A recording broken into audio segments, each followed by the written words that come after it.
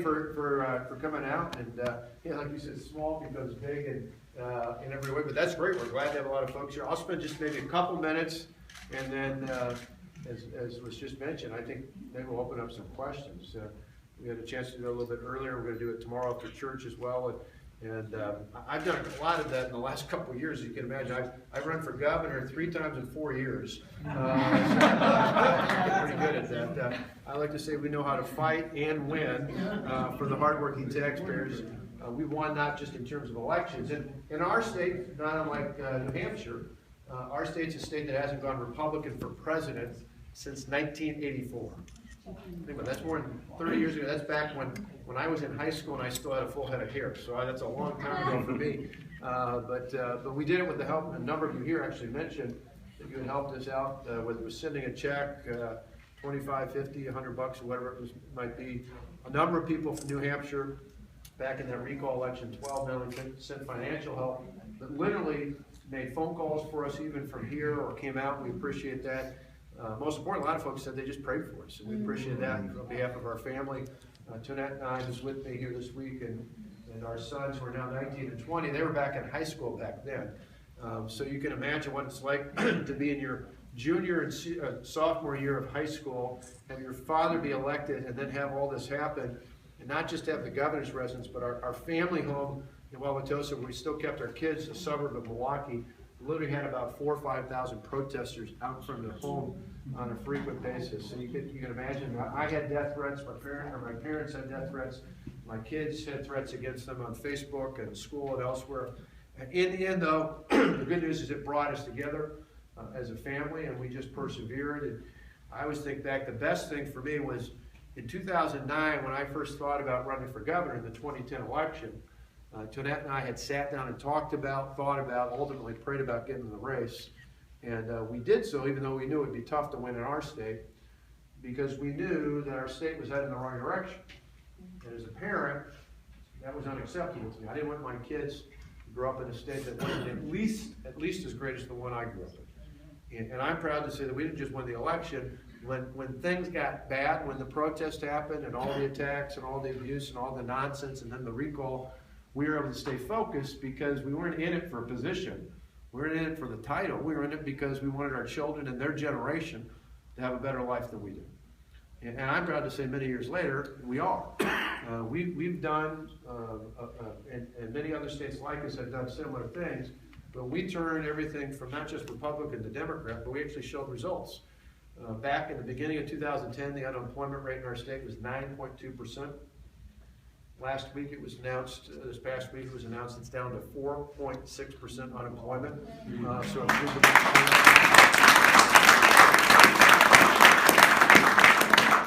when I first came into office, we had inherited a $3.6 billion budget deficit. We've had 4 years in a row with budget surpluses, and at the end of this budget I just introduced, we'll have about a $500 million surplus. We're the only state in America that has a fully funded pension system, a rainy day fund that's 165 times bigger than we took office, and a pension to debt ratio is one of the lowest. One of the interesting things when you saw, if you're watching, you saw all the images of the protesters. At one point, 4 years ago, about this point, there were 100,000 or more protesters in and around our capital. So you can imagine it was hard to get around all these threats, all this other nonsense, followed by the recalls. Some of the most abusive things, though, weren't just against us. I remember once in May of 2011, I was out on the square doing an event with the Special Olympics. Every year there's something I've done for about 20 years called the Torch Run for Special Olympics. Law enforcement does it all around the country. I'd run it for years. I was there with all the law enforcement, all the Special Olympic athletes. And literally as the ceremony's going on, about 1,000 or so protesters dressed as zombies. I don't know why they did zombies, but that was a look. Came out of the Capitol and got between me and the Special Olympic athletes. And for a moment there, instinctively, I almost thought, well, I was going to call them out. But I watched the athletes, and the athletes, honestly, were still paying attention because, there's law enforcement from troopers to police officers to deputies. We're all in different colored shirts, so they really didn't know that this was unexpected. They just thought it was more part of the fanfare and the whole thing. And so I just kept talking to the athletes, and I'm so glad that was my instinct, instead of chewing them out, the protesters. Because that night on the nightly news, the story was about the protesters interrupting a Special Olympics event. Yeah. If it had been me chewing them out, then the story would have been of me just yelling at a bunch of protesters. And that's where I think in our state things started to change. Because people, even those that didn't agree with everything I had done, said, well, those protesters aren't like us. That's not how we act. They might act that way in New York or New Jersey or California, but they don't act that way here. And so there was a real turnaround. People's eyes started to open, and they saw other things like that throughout the way. And then, as we were saying earlier today, two big things happened that year. In the fall, in September, when all the public schools went back to school, including the school where my kids went to school, all the public schools that had used our reforms, when the kids went back, the schools were the same or better because of our reforms. And then, in December, when property tax bills came out, for the first time in a dozen years, property taxes had actually gone down. People looked at those two things and said, well, that's not what they tell us in these ads. That's not what the media's telling us. And they could see for themselves. They could see the difference. They could see the change. And so that's where things started to turn around. We ultimately won that recall election with more votes in June of 2012 than we won in November of 2010. And in turn, more importantly, I think, than just winning that recall election was we got results. Our state no longer has seniority or tenure, so we can hire and fire based on merit. We can pay based on performance.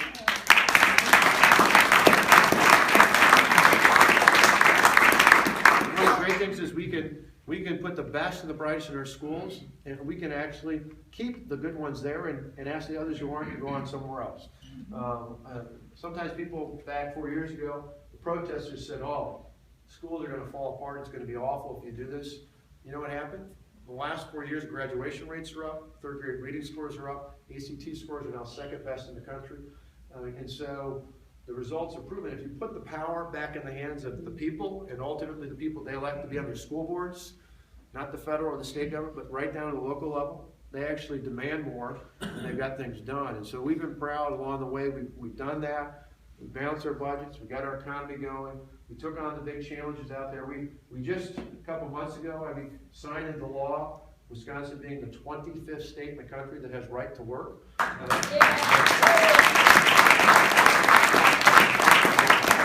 We knew that would be one more asset for our job creators, for our employers, as we were looking at reining in frivolous and out-of-control lawsuits and doing more to level the playing field when it comes to regulations. So what we were enforcing was about common sense, not about bureaucratic red tape. Doing all those sorts of things out there, this was one more tool in all that. And so we've had a dramatic difference out there. And now, after several years of being the governor, now being up for re-election and being the #1 target in America, we were elected again this last fall, despite all the money they spent against us, winning that third time in the last 4 years. So Annette and I kind of looked back after this last fall's elections and said, well, maybe there was a reason we went through all this. And maybe there's a purpose beyond just being governor. And so that's why we've been looking so closely at the issues we've been talking about, not just at the state, but at the national level. And there's 3 quick things I want to talk about and then open up the questions. Nationally, when I think about how much better things have gotten in my state and other states, I do worry about where the federal government's going. One area is in growth. A lot of talk about the national debt and deficit. We need to tackle that. But one of the things that's missing in much of the debate, even from some Republicans, is to talk about what we need to do to grow the economy. To me, there's a stark contrast out there. This president and Hillary Clinton tend to believe that you grow the economy by growing Washington. Think about it. Last year alone, 6 out of the top 10 wealthiest counties in America, you know where they were? In and around Washington, D.C.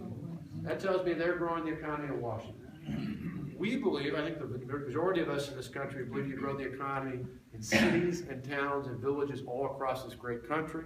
That means lowering the tax burden, being competitive again on a global basis, reining in some of the excessive regulations of the federal government, getting rid of Obamacare and putting patients and families back in charge, having an all-of-the-above energy policy. I think all those things would actually promote true growth. And if you did that aggressively as well as dealing with the debt and deficit issues this country faces, I believe you can have 4.5% or higher growth over the next 5 to 6 years. That puts us in a great position, not just for the economy, not just for people seeking jobs or better jobs.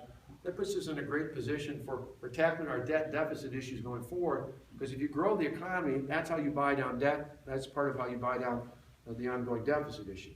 Secondly, I think it's not just about growth, it's about reform. And by reform, I mean fundamentally taking major chunks of the federal government and sending it back to the states. Whether it's in Medicaid and social services, whether it's in transportation and infrastructure, whether it's in education or workforce development and other areas. To me, I think the state government, the local governments are much more effective, much more efficient, certainly much more accountable to the hardworking people of this country. And that's something that will, not be without resistance, but I think we need leaders in Washington who are willing to say, this isn't just a new idea, this is an idea that our founders had, that if it wasn't spelled out clearly in the Constitution, it was inherently the rights of the states and more importantly the people. And we need leaders who are going to push that back to the states. In contrast, you've got, again, with the president and with the Hillary Clinton, people who believe firmly that they measure success by how many people are dependent on the government. We should measure success by how many people are no longer dependent on the government. Because we understand that true freedom and prosperity doesn't come from the mighty hand of the government. It comes from empowering people to live their own lives and control their own destinies through the dignity that comes from work. So we want to do more of that going forward.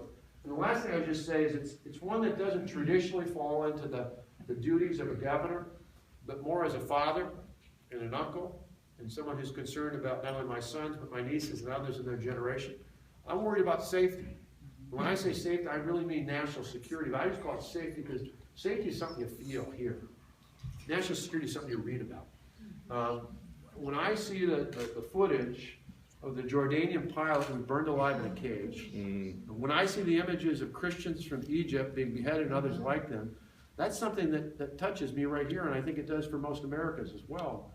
And what frustrates me to no end is I look at our president today and I see someone who doesn't take that seriously, who drew a line in the sand and allowed it to be crossed, who called ISIS just a year ago the JV squad, who called Yemen a success story, and his administration still continues to even today. We've got all these people, these Houthis and others coming into Yemen, and they call that a success story, who actually called Iran a place we can do business with, and who under his former Secretary of State, Hillary Clinton, actually gave Russia a reset button.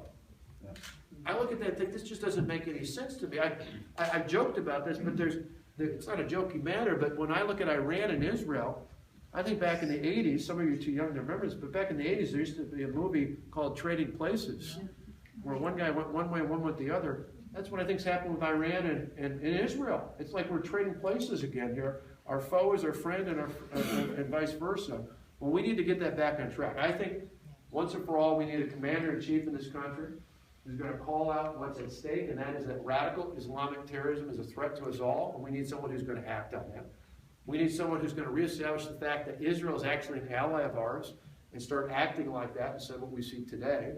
And we need someone who's going to stand up as president and be willing to tell the American people not what they want to hear, but rather tell people what really is at stake, and that is this isn't a one-time thing. This is a generational issue, and it's not a matter of if there's an attack on American soil, it's when. And I would rather, for the sake of my children and others in their generation, have us have leaders who are willing to take the fight to them instead of waiting till it comes to us. And I think that's what we need now more than ever going forward. And so there's a lot at stake out there. I'm optimistic, though, having said all that just as we've seen, not just in my state, but many other states across this great country in the last 4 or 5 years, that with the right leadership, there's no doubt that our states have turned around, and we can do the same thing in this country. But we need to make that change. You all know how important the United States Senate is with Kelly's race coming up this next fall here in 2016 in New Hampshire. We have the House. We have not just Republican leadership, but we have really good, solid new Republican senators, and people like Tom Cotton and Joni Ernst and Cory Gardner. I think Kelly's a part of that mix, and we need to make sure that she comes back this next November, because I think that's important, not just to have a Republican majority, but to have common sense, conservative, reform-minded leaders out there. And then if we can elect a new Republican president, I think there's no end to the good that can be done, not so much for the party, but for this country going forward.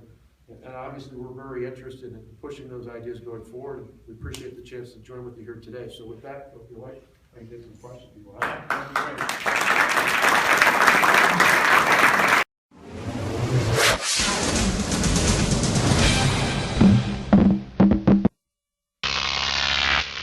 Crop TV.